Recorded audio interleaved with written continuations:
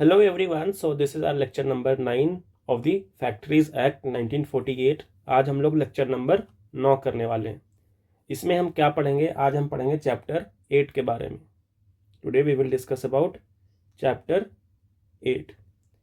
Chapter 8 में क्या दिया गया है, सबसे पहले वो देख लेते हैं। What is given in chapter 8? It deals with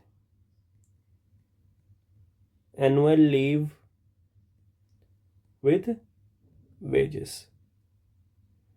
मतलब साल में आपको कितनी छुट्टियां मिलेगी और उसके एवज में आपको कितना वेतन मिलना चाहिए। मतलब लीव पे होने के बाद भी आपको जो आपकी सैलरी है वो मिलती रहेगी। ये जो है कहाँ दिया गया है? चैप्टर 8 में दिया गया है। ओके, तो लेट्स स्टार्ट द क्लास। तो आज हम लोग चैप्टर 8 पढ़ने वाले हैं। प्रीवियस लेक्चर में जस्ट मैं आपको थोड़ा सा I will tell you in brief कि previous lecture what we have studied, हम लोगों ने किया था चैप्टर 7। चैप्टर 7 में हमने क्या किया था? Employment of young persons.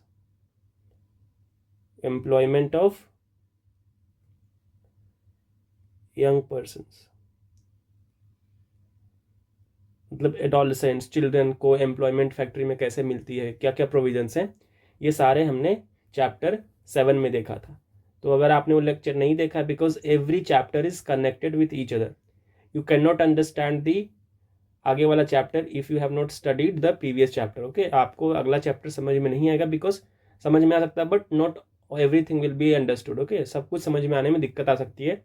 तो I recommend everyone to please watch the previous lectures, तब आप जो है ये प्रेजेंट लेक्चर में देखने के लिए आप। ओके, तो today we will start with chapter 8।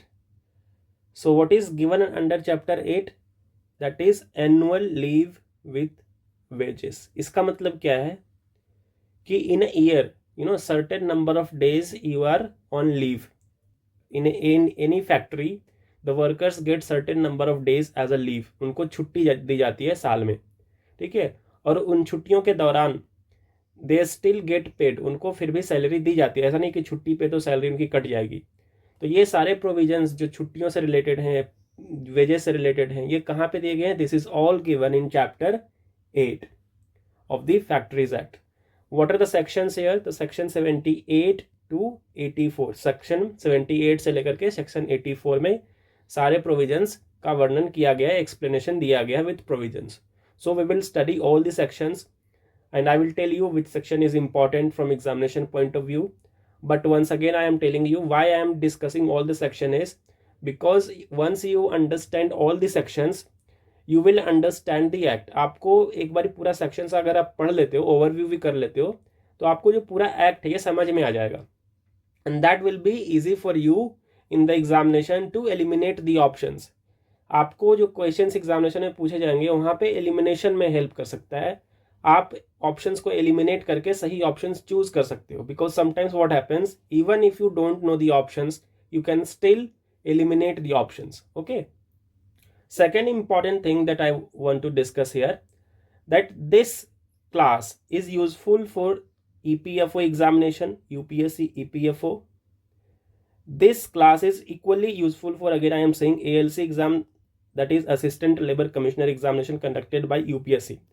Why I am saying this? Don't go with that this class is only for welfare inspector examination. Why I am saying? Because I have taught you every sections of the act, every sections of the act in detail। मैंने आपको सारे sections करवाए हैं और वो भी detail में करवाए हैं। तो इट इज नॉट पॉसिबल कि आपसे एक भी क्वेश्चन छूट जाए। मतलब ये पॉसिबल नहीं हो सकता है कि you miss any question in any of these examination, B it welfare inspector examination, B it EPFO examination, assistant labor commissioner examination, or any such examination where labor laws are asked। ऐसा कोई भी examination आपसे नहीं छूटेगा जहां पे labour laws पूछे जाते हैं, because we are doing it in very detail. Okay, so some of the students were asking कि क्या ये जो हम पढ़ रहे हैं ये सारे एग्जामिनेशन में यूजफुल होते हैं? यस, आप you can try the questions asked in different examination, you will be able to solve. आप क्वेश्चन सॉल्व करके देख लो जितने भी सारे एग्जामिनेशन में पूछे गए हैं, तो आपको पता लग जाएगा। जैसे ही क्लास ओवर होता है you go and solve the paper previous year. You will understand everything. Okay. So now let's start our lecture today.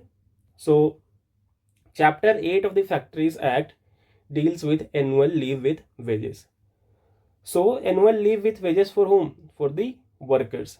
It ensures that workers are granted paid leave.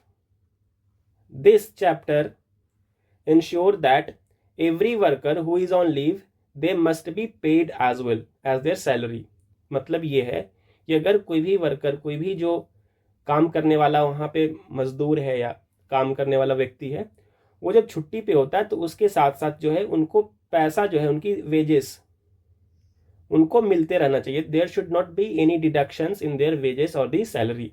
उनके वेतन में कोई भी डिडक्शंस, कोई भी cut उसमें जो है कमी नहीं होनी चाहिए. Okay, even they are on leave. And provides guidelines for calculation. It is also mentioned in this chapter कि how the wages will be calculated. Okay, कितनी छुट्टियां होंगी, कितनी छुट्टियों पे कितना वेतन आपका कटेगा या नहीं कटेगा. These all things are given in this chapter. Okay, who is eligible, who is not eligible, how much payment will be getting, these all things. And encashment of leave. What is the meaning of encashment of leave? It means if a worker does not want leave, so instead of leave he can encash that leave. मतलब क्या होता है इसका मतलब कि instead of going for leave वो कह सकता है कि you give me the salary instead of I leave. मतलब मुझे छुट्टी नहीं चाहिए, लेकिन उन छुट्टियों के बदले मुझे पैसा दे दो. ठीक है, तो in place of leave the workers will be getting what? The salary, the amount of the wages that he would have paid if he would have been working. मतलब कि अगर लीव नहीं जा रहा है और अगर कोई लीव चला गया, तो जो अगर लीव नहीं किया फिर भी वो काम कर रहा है, तो उसके एवज में उस दिन का उसको क्या है, वेतन, उसको सैलरी मिल जाएगी. उसको बोलते हैं इनकैशमेंट ऑफ लीव.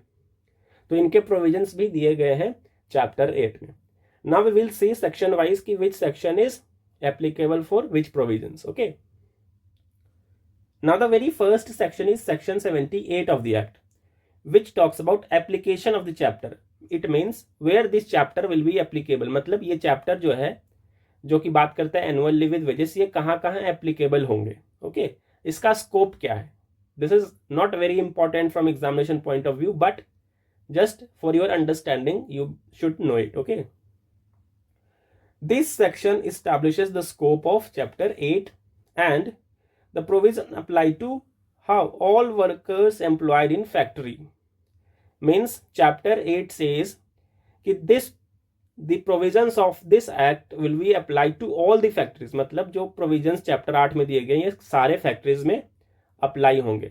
ठीक है, it is called applicability of the act except for those exempted under the special rules.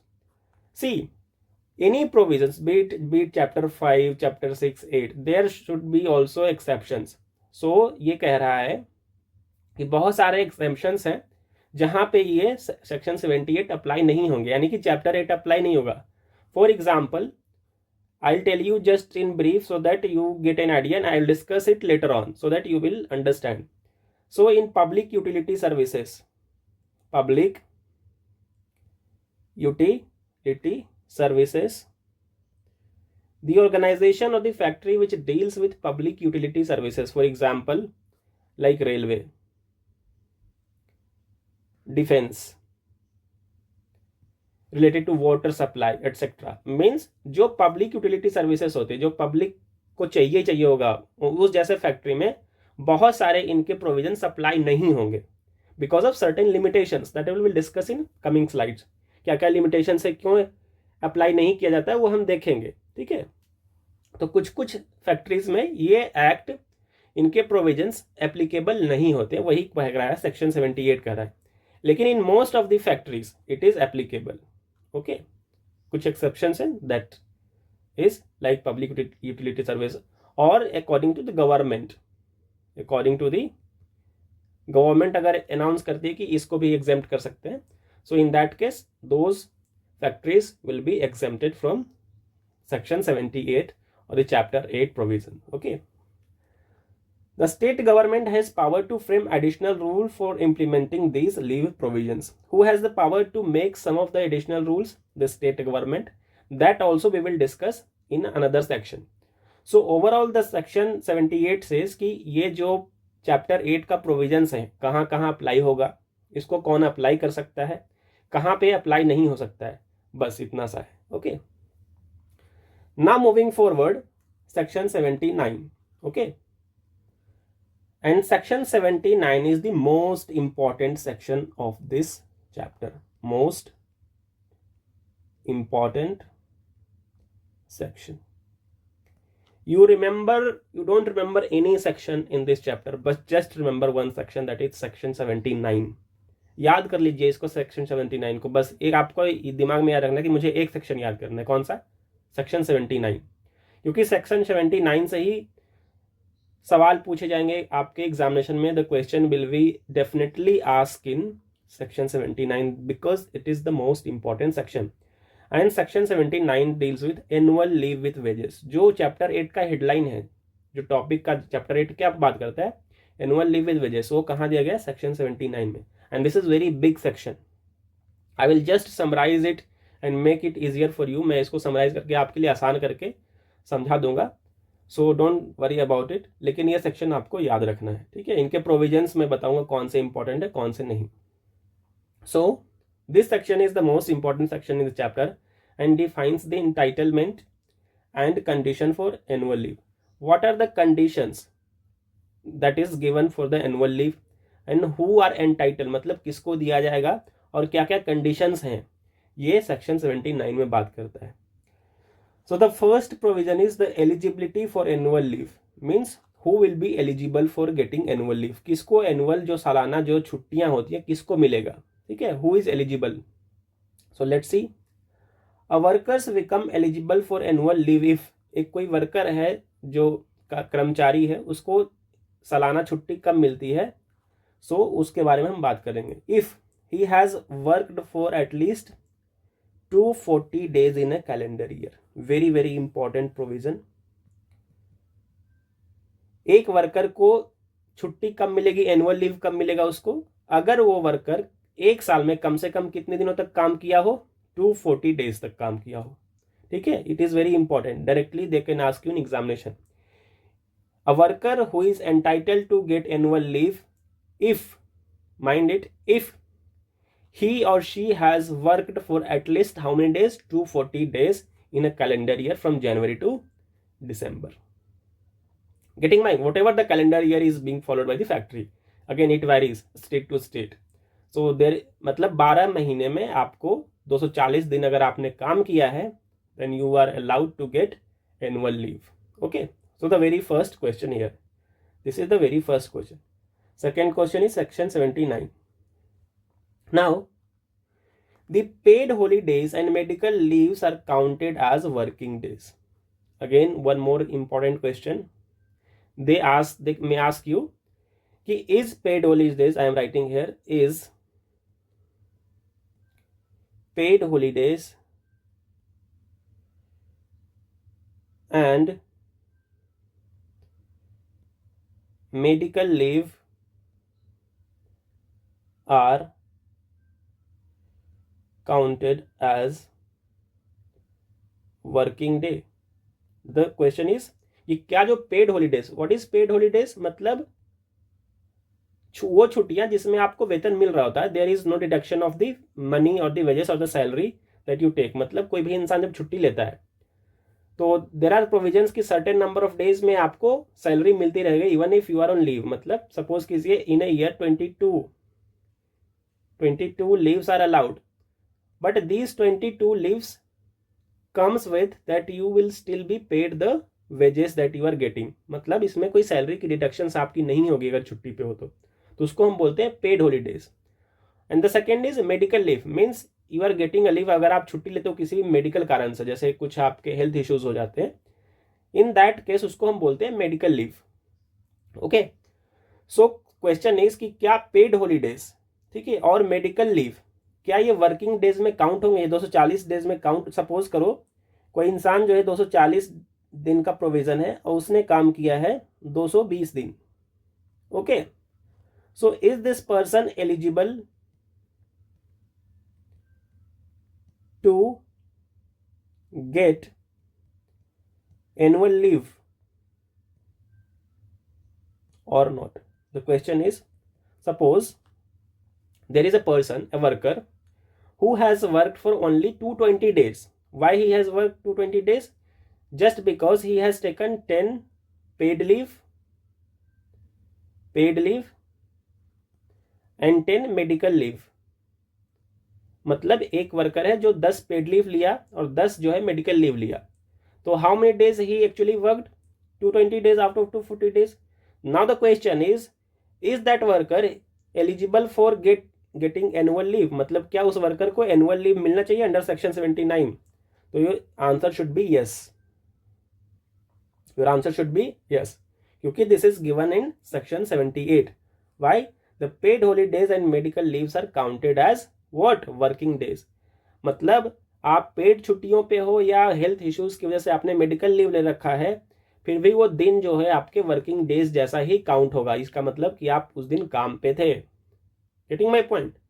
So in हाँ, see one more thing, some of the leaves are like casual leave और sick leave. So generally these two leaves are not counted in your annual leave. मतलब अब सी इसको CL बोलते हैं and SL बोलते हैं in short.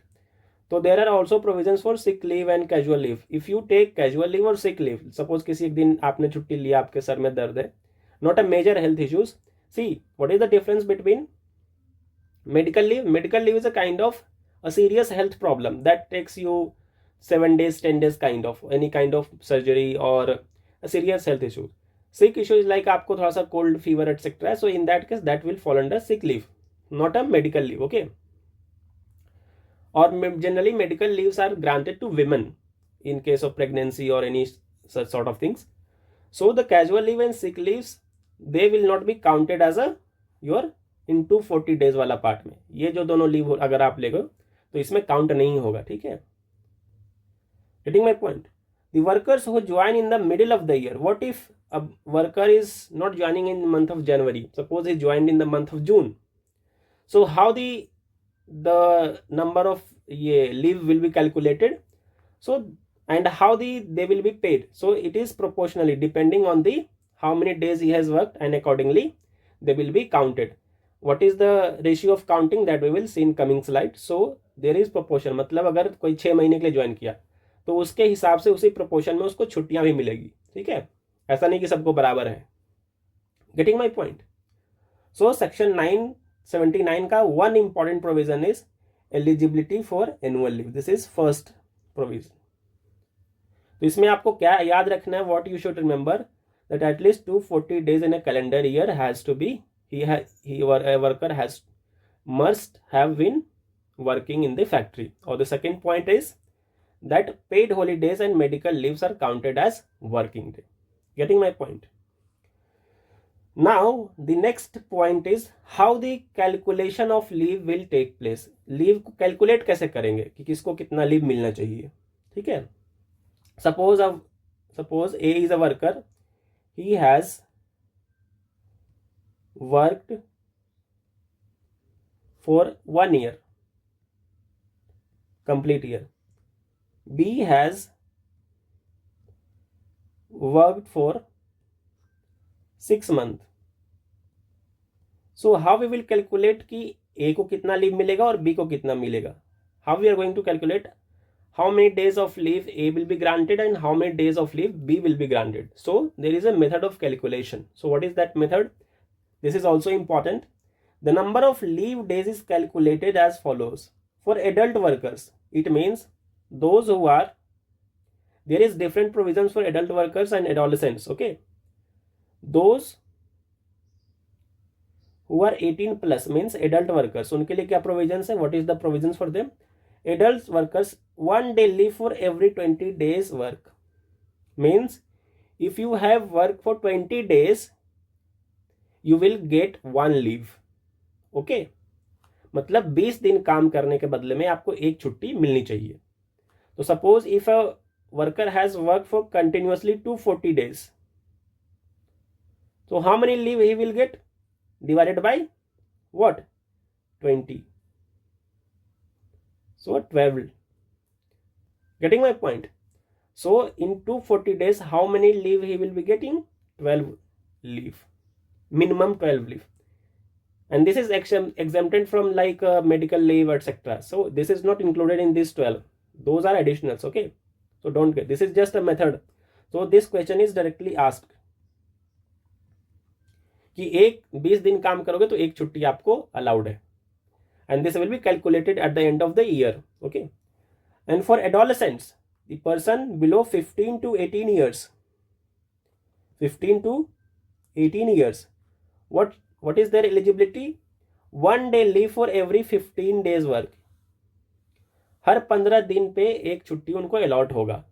Not मतलब this will be calculated the end of the, मतलब ये साल के लास्ट में कैलकुलेट होगा। ऐसा नहीं कि 15 दिन के बाद आपको छुट्टी मिल जाएगी, ऐसे नहीं है।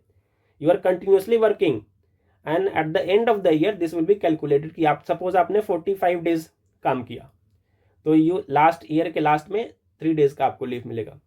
Suppose you have worked for 100 days, तो डिवाइड बाई 15, सो जो भी नंबर्स आएंगे that amount of leave you will be granted.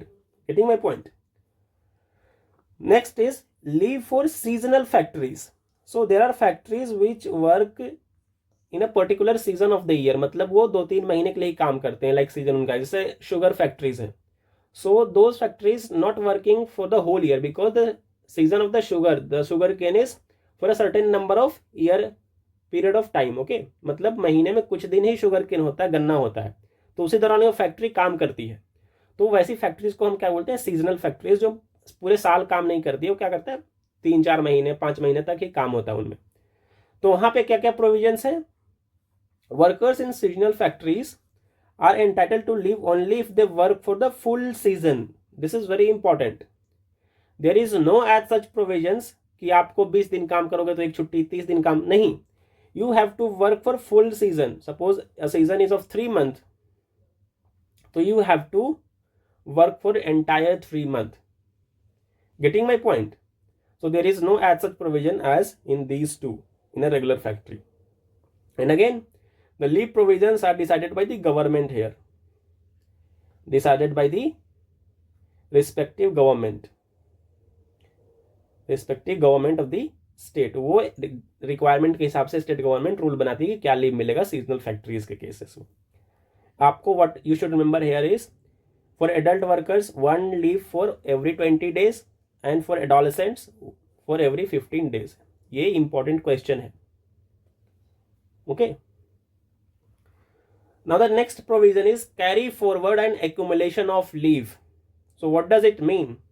You can also carry forward the leave to next year. Suppose you have 20 leaves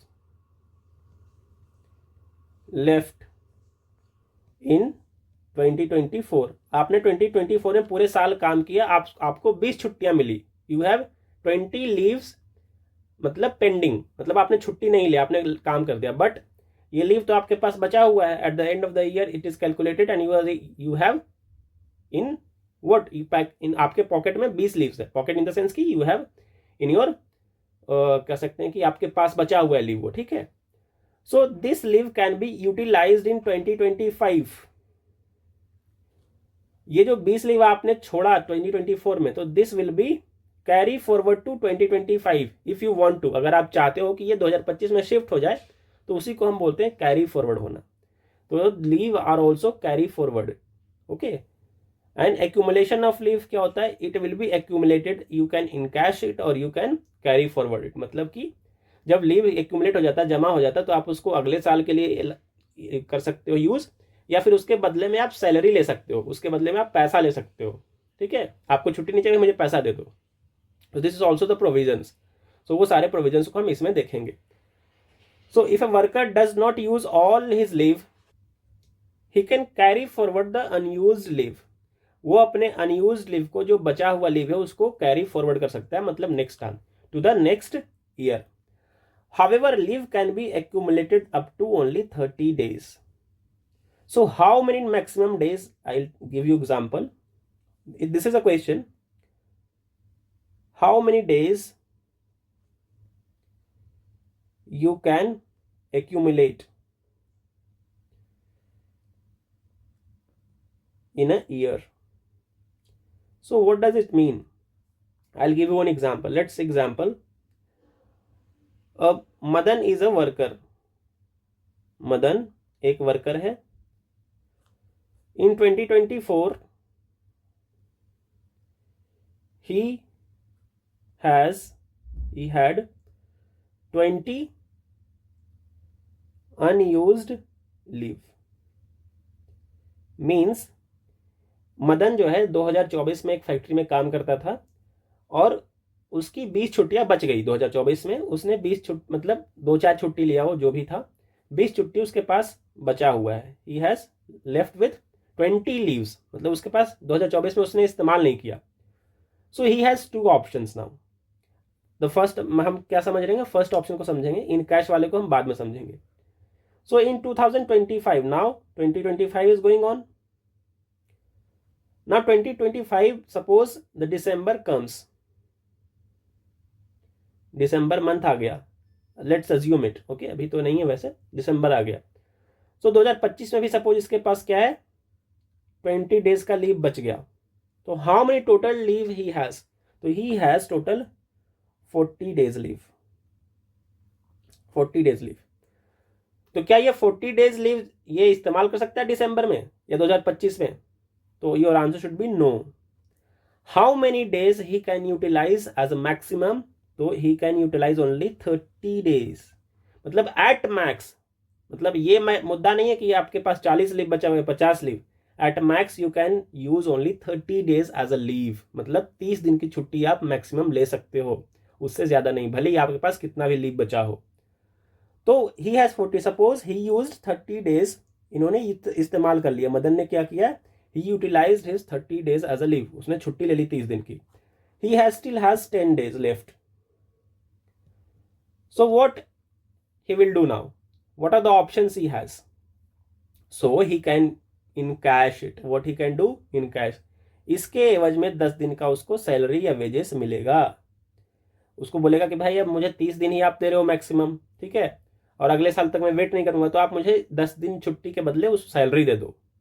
तो उसको बोलते हैं हम encash करना. That is called encashment of the leave. Instead of getting leave you are taking the wages और the salary. आप उसके बदले में सैलरी लेते हो. तो ही कहा गया any leave beyond 30 days must be used as a used और इनकैश्ड. तो आप तो इस्तेमाल 30 दिन तक ही कर सकते हो, और 30 दिन से बचा हुआ भी अगर आपके पास एक्स्ट्रा लीव है, in that case you will be paid the amount of your salary. So this is called carry forward and accumulation of the leave. So let me erase it so that I will tell you कि which is important for you. आपको याद क्या रखना है, what you should remember here. See, यहां पे आपको याद रखना है कि ये वाला part, you can accumulate up to how many days, 30 days. This is important from examination point of view, nothing more than that. Okay, that's it. Now availing leave, a worker must apply for leave at least 15 days in advance. If you want to apply for a leave, suppose किसी worker को छुट्टी चाहिए, तो कितने दिन पहले उसको notice देना होगा एम्प्लॉयर को, मैनेजर को, या जो भी ओनर है उनके? तो at least 15 days in advance. Okay, this is also important और ए क्वेश्चन है. The employer can not refuse leave unless there is an emergency. Employer is not entitled to refuse कि नहीं आपको तो छुट्टी नहीं देंगे, unless there is a condition. If there is an emergency in the organization where you are working in a factory, then in that case they can say कि या नहीं आपको अभी छुट्टी नहीं मिलेगी. One more exception is there in public utility services. Public utility services, there they can आपको they can say कि no, we cannot say because it is very important. This is a case of emergency.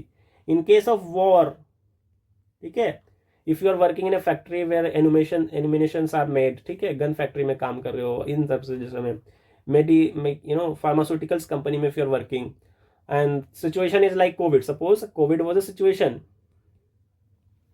and the people who were working in pharmaceuticals company, the people who is working in pharma company, तो the employer can say we cannot grant you leave, हमको छुट्टी नहीं दे सकते, because there was need of making medicines, there was need of making what, vaccines etc. Okay, so they can deny the leave, but in general they cannot refuse. Okay, if leave is refused due to factory operations, the worker has right to carry forward the leave. See, if suppose in a year if a worker want to take leave in December, सपनो उसके किसी एक worker ने सोचा कि चलो अभी नहीं लेते, दिसंबर के मंथ में हम लीव इकट्ठा ले लेंगे. Okay, but due to emergency situation और दी एक ऐसा कोई सिचुएशन आता है फैक्ट्री में जिसकी वजह से उसको दिसंबर में लीव नहीं मिल पाता है. ओके, तो the leave left will be moved forward to the next year. That is what availing leave provisions are saying. तो यहाँ पे आपको क्या रखना है कि 15 दिन का आपको नोटिस देना है. That is very very important. ये क्वेश्चन है बस, otherwise rest is just it is for your understanding. So this was all about section 79. तो आई होप आपको सेक्शन 79 आपको याद रखना है. इसमें काफ़ी प्रोविजंस हैं. ठीक है, तो ये चीज़ें ये एग्जामिनेशन में पूछा जाता है, चाहे कोई भी एग्जामिनेशन हो. Okay, now we will talk about section 80. So wages during leave period. So how much wages you will be getting leave, these provisions are discussed in section 80. So let's see the section. This section ensures that worker receives wages while on leave just like they do when they are working. It means a person is, suppose leave का मतलब क्या होता है कि it is a kind of your working. Suppose you are working in normal situation and second situation is you are on leave, तो your wages should not be cut. मतलब जो आपकी सैलरी उसमें there should not be any cutting. आपकी salary में कोई भी cut नहीं होना चाहिए, क्योंकि लीव का मतलब ये नहीं कि आपको सैलरी नहीं मिलेगी, you will be still be paid. Okay, and wages should be paid in advance if you want to leave. Okay, if you want leave, not want to leave, if you want leave, अगर आपको छुट्टी लेनी है तो आपको जो है जो वेजेस होगा एडवांस में दिया जाएगा. आपकी जो सैलरी है उस एडवांस में दिया जाएगा छुट्टी के बदले. This is also the provision. The employer must pay the worker before leave begins. There is a provision that suppose a person wants to leave, अगर किसी इंसान को छुट्टी चाहिए and he applied for the leave and he submitted his application. Now the employer has the duty that suppose he want a 7 days leave, a worker want 7 days of leave.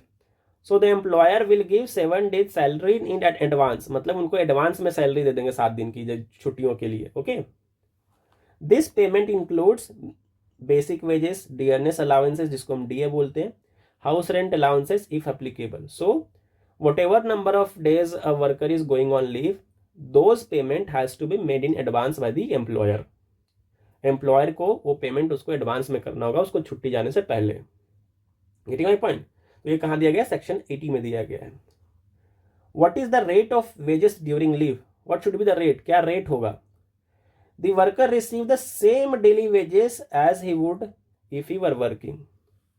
If a worker is on leave, I am writing here, if worker is on leave, so what amount he should be paid, what amount he or she should be paid.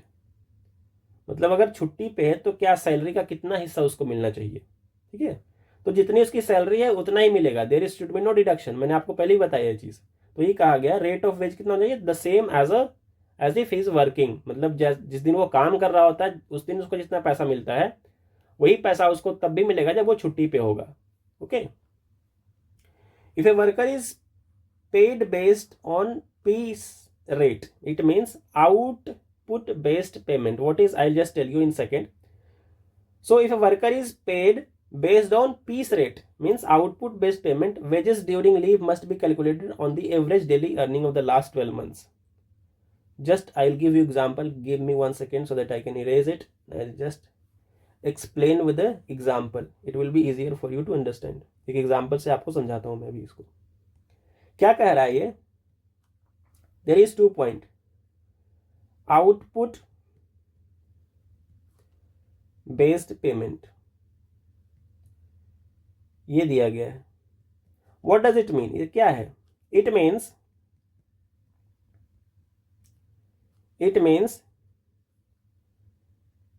Your wages depend on the work you complete in a day। मतलब ये हुआ कि आपको output based payment, मतलब कि आपको एक task दिया जाता है, you are given a task that complete this task and you will be paid this amount. आपको एक काम दिया गया कि आप ये काम करो, अगर ये काम आप कर देते हो तो आपको 100 रुपये या 500 रुपये हम देंगे। That is called output based payment. It means it is not fixed, it depends on the nature of the work, किस तरीके का काम है, और एम्प्लॉयर जो आपका वो डिसाइड करता है कि अच्छा ये काम है तो आपको इतना मिलेगा। ठीक है, सपोज 1 दिन काम करोगे तो इतना मिलेगा, 2 दिन काम करोगे तो इतना मिलेगा। तो उसको हम बोलते हैं output based payment. Means what is your output and depending on that output your wages will be decided. मतलब जो आपको टास्क दिया गया है उसके हिसाब से आपको काम मिलेगा। मतलब it is not a regular wage, ये रेगुलर तनख्वाह नहीं है आपकी। ओके, उसको बोलते हैं हम आउटपुट बेस्ड पेमेंट। सो वही कह रहा है, if a worker is paid based on piece rate, इसको हम पीस रेट भी बोलते हैं, या फिर output based payment, wages during leave must be calculated on the average daily earning of the 12 month. So if a worker कोई इस तरीके के काम में एंगेज है तो उसकी जो लीव होगी और उस टाइम पे उसको कितना पैसा मिलेगा, ये कैसे कैलकुलेट करेंगे, यही बात कर रहे हैं यहाँ पे। So suppose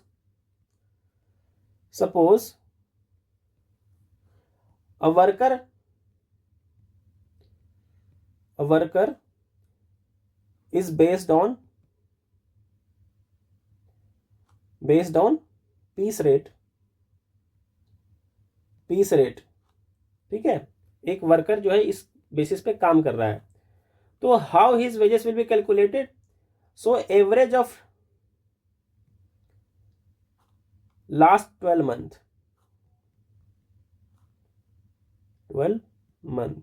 it means last 12 महीने में जो भी एवरेज निकल के आता है। जैसे सपोज करो 12 महीने ने उसने, सपोज किसी दिन उसको 500 मिला, ठीक है, किसी मंथ उसको 5000 मिला, किसी मंथ उसको 7000 मिला, किसी मंथ ही गॉट 4000।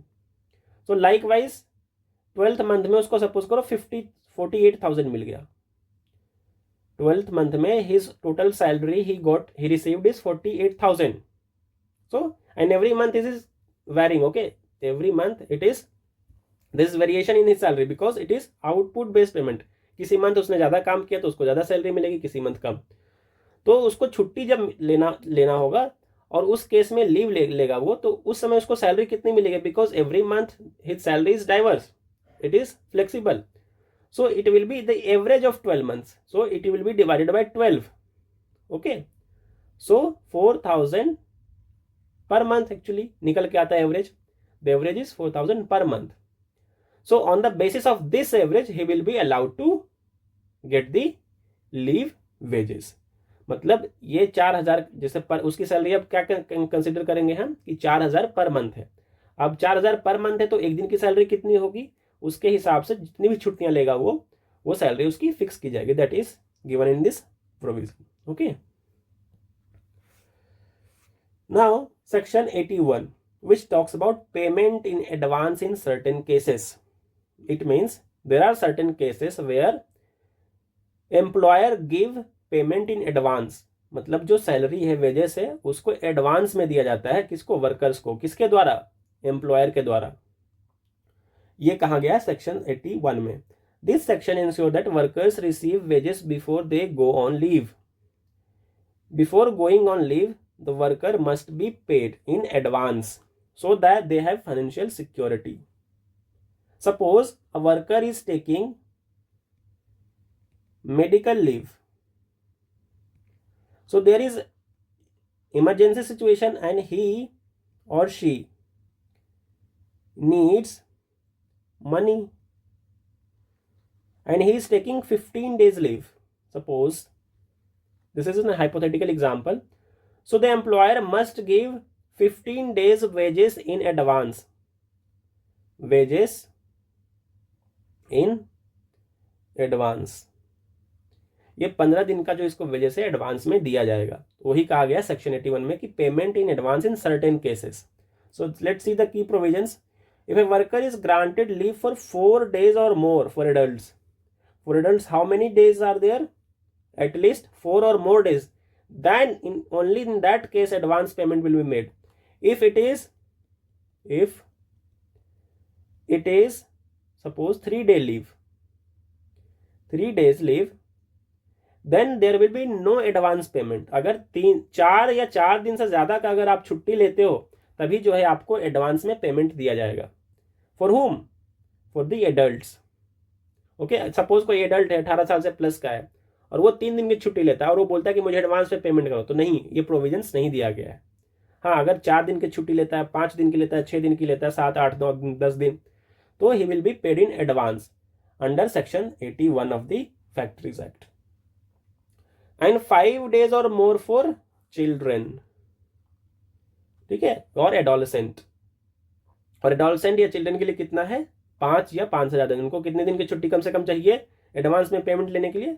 5 और मोर डेज. ओके, सो आपको you should remember only one thing in this section is for adult how many minimum days you need to require to take payment in advance? It is 4 days. ठीक है, and for children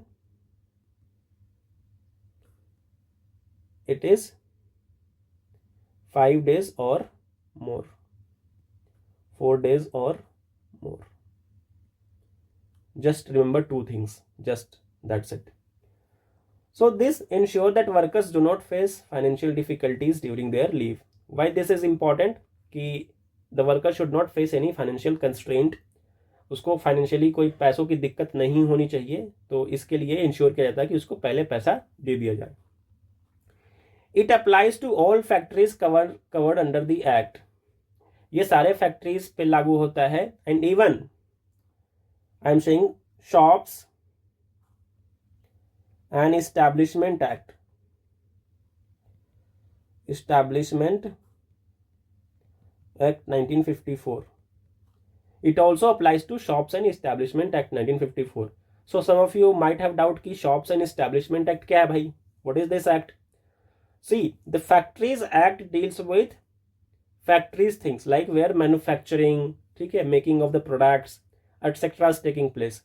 What if I say hotels? Hotels को तो आप factory नहीं बोलोगे ना. Hotel does not come under the factory definition. Restaurants, okay, shops, NGOs, these are not factories. Okay, so provisions related to working hours, safety things, ठीक है, wages. So these all things are governed by the Shops and Establishment Act of 1954. मतलब जो factory के definition में नहीं आता उससे अलग भी, जैसे होटल्स हैं, होटल तो फैक्ट्री नहीं है. ठीक है, तो उनके जो प्रोविजंस हैं, प्रोविजंस आर सिमिलर. ओके, तो वो कौन से किस एक्ट से गवर्न होते हैं? Shops and establishment act of 1954 से गवर्न होते हैं. वहाँ पे भी यही सारी प्रोविजंस दिए गए हैं. ठीक है, कि जैसे वहाँ पे कैंटीन की सुविधा हो, वॉशरूम होना चाहिए, वाटर फैसिलिटी होना चाहिए, फर्स्ट एड किट होना चाहिए, सेफ्टी मेजर्स होने चाहिए. तो जो फैक्ट्री एक्ट का प्रोविजन है वही सारे हैं, depending on the nature and the requirement. और ये थोड़ा बहुत उसमें चेंज होता है state to state. Okay, it is not a very common law, it varies from state to state. So वही कहा गया है. तो ऐसा नहीं मत समझना कि बाकी चीज़ों को गवर्न करने के लिए फैक्ट्रीज एक्ट ही लागू होता है. नहीं, you should remember it. Suppose एक एग्जाम्पल यहाँ पे है. If an adult worker applies for a 6 days leave. एक एडल्ट वर्कर है, it means he is 18+ and he applies for a leave. There employer must pay the wages for the 6 days before the worker goes on leave. मतलब employer जो होगा वो 6 दिन का advance में पैसा उसको पे करेगा. Okay, this is given in section 81. So these are the provisions that you should remember. यहाँ पे आपको बस 2 चीज याद रखना है, 4 days वाला और 5 days वाला. Okay, moving forward, now section 83, rules for annual leave. So what is the rule here? This section allows the state government to make rules regarding what? Leave application, procedure and format, approval or cancellation of leave, payment process of leave, record keeping of leave granted. So see what this section is trying to say. Basically, who has power to make rules in what? Like approval, when the approval should be given, when the approval should not be given. Okay, whether how, what is the process of cancellation, how the payment will be processed, उनको कितना मिलना चाहिए, कैसे मिलना चाहिए, ठीक है, record keeping of the leave, where record should be kept. So these all powers has the state government. State government के पास पावर है रूल्स बनाने के लिए. ओके, कौन बनाता है ये सारे rules? State government. Again I am saying, see it varies state to state.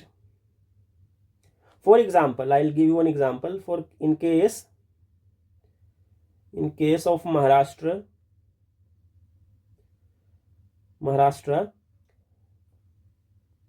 the accumulation of leave, accumulation या फिर आप कैरी फॉरवर्ड इसको बोलो, carry forward of leave is up to 45 days. मतलब हमने प्रीवियसली क्या पढ़ा है कि 30 दिन तक होना चाहिए मैक्सिमम. महाराष्ट्र गवर्नमेंट इसको 45 डेज तक अलाउ करती है. तो again it depends on the state government कि वो कितना, उनके क्या रिक्वायरमेंट है, and depends on the factories as well, the nature of the factory, the work nature of the factory. So again it varies, but हमें क्या रखना है कि जो प्रोविजंस में दिए गए हैं हमको उसको याद रखना है. We should not go with the exceptions कि कौन से स्टेट में क्या क्या है, ठीक है, वो हमें नहीं पढ़ना है. ठीक है, तो ये सेक्शन 83 में दिया गया. सेक्शन 84 में हुई power to make rules. Who has power to make rules? The state government, not the central government. That's it. Okay, now section 82 talks about mode of recovery of unpaid wages. Suppose there are some of the wages that are unpaid. Okay, so this section provides legal mechanism. So what are the legal process involved for workers to recover unpaid wages related to annual leave? मतलब unpaid wages कुछ हो जाता है, उसका क्या क्या legal provisions है, what are the legal mechanism if you are not getting paid for your leave. So what legal provisions, legal mechanisms you have as an option that you can use. Okay, आप उसको recovery कैसे कर सकते हो, वो section 82 में दिया गया. That is given under section 82. Let's see some of the key provisions. If an employer fails to pay a worker wage for leave, the worker can claim the unpaid leave amount. Suppose what happens, what this section is trying to say, just listen. If a employer fails to pay the workers for any sort of reasons, so what are the possible options that worker has to claim that unpaid leave? मतलब किसी वजह से, किसी भी XYZ reason की वजह से अगर एम्प्लॉयर जो पेड लीव है या फिर एनुअल लीव है, ठीक है, इनका पैसा वर्कर्स को नहीं दे पाता है, कौन? एम्प्लॉयर. तो वर्कर्स के पास क्या क्या ऑप्शंस हैं कि वो कैसे निकालेगा पैसा उनसे. So that is given under section 82. सो वही बात कर रहा था, unpaid wages can be recovered under payment of wages act 1936. तो उसके प्रोविजंस कहाँ दिए गए हैं? इस वाले एक्ट के. We will study later on.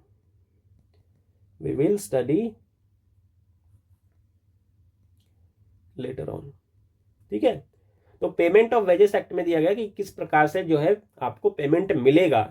ठीक है, इसमें क्या है फैक्ट्री एक्ट में कि आपको पेमेंट मिलना चाहिए, you should be paid. How much you will be paid, what are the other provisions, what are the other complexities, that is all governed by the payment of wages act 1936. This is also, we will cover it. This is also important topic from examination perspective. तो section 82 क्या बात करता है? Mode of recovery of unpaid wages. That you should remember only this thing कि आपको कैसे कर सकते हो रिकवर, और उसके लिए पेमेंट ऑफ वेजेस एक्ट का आपको सहारा लेना पड़ेगा. You will have to use payment of wages act. This ensure that workers can legally enforce their right to wages during leave. For example, worker take 5 days off leave but does not receive wages. एक worker जो है 5 दिन की छुट्टी लेता है लेकिन उस 5 दिन के बदले में उसको कोई पैसा नहीं दिया जाता है। So he can file a claim under the payment of wages act. वो कहाँ पे केस फाइल करेगा? केस इन द सेंस अपने डिस्प्यूट को कहाँ पर रेज करेगा? किस एक्ट के अंडर करेगा? नॉट द फैक्ट्री एक्ट बल्कि पेमेंट ऑफ वेजेस एक्ट 1936। क्योंकि जो वेज का पेमेंट है, जो आपकी सैलरी से रिलेटेड चीजें, वो कहाँ पे दी गई है? पेमेंट ऑफ वेजेस एक्ट में दिया गया है। ओके, तो they will file a claim under which act? Payment of wages act 1936।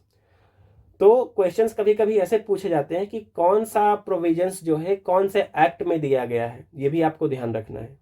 ठीक है, that is why I am teaching you every section in detail so that you can also differentiate कि which provision is given under which act of the syllabus. Okay, so now section 83 talks about power to make rules. Again, state government has power to make rules. So what are the powers? Who can approve leave? That we have already discussed it. How leave is granted, maintained. Example, just you go through it. So this is only thing you to remember. State government has power to make rules. Now the significance of chapter 8, that is important here. So what is the significance? Importance क्या है इस chapter का 8 में? तो it ensures workers get adequate rest. Rest in the sense leave. Why leave is given? So that workers get sufficient rest. काम से छुट्टी लेने का पर्पस क्या? कि उनको रेस्ट चाहिए, थोड़ा सा फ्रेश हो जाएंगे वो. So helps in maintaining physical and mental well-being. So this is the first significance. See, in examination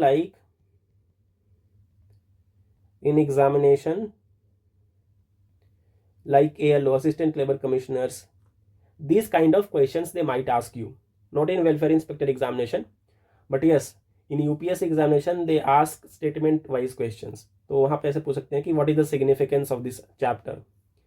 So this becomes quite difficult कि क्या है, मतलब आपको पता होता है but you are not able to answer it because you have not studied in detail.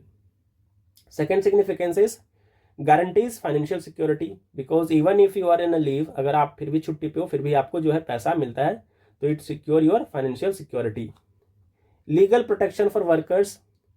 If you are not paid, you can also avail the wages under Payment of Wages Act. ये भी provision दिया गया कि अगर आपको पैसा नहीं मिलता है तो यू कैन क्लेम योर पैसा. Flexibility for employers. Okay, it allows factories with superior policies to seek exemptions. There are also provisions of exemptions. Suppose defence है, पुलिस है, सो उनको ऐसा नहीं कि उनको छुट्टी मिल ही जाएगी. सो पब्लिक यूटिलिटी सर्विसेज में there is also exemptions. So this is also flexible for employers. This जो चैप्टर है ये सिर्फ वर्कर्स की साइड नहीं लेता बल्कि एम्प्लॉयर्स की भी साइड लेता है कि अगर इमरजेंसी सिचुएशन है, कुछ ऐसा काम है, तो वहाँ पे वर्कर्स के पास भी कुछ पावर्स हैं जिसको ये एग्जेम्प्ट करता है. Balance labour rights and industrial efficiency. encourages fair working conditions while considering employers' obligations also. So these are some of the significance of chapter 8. Okay, now that's all for today. So, and one more thing about, I have uploaded the mock test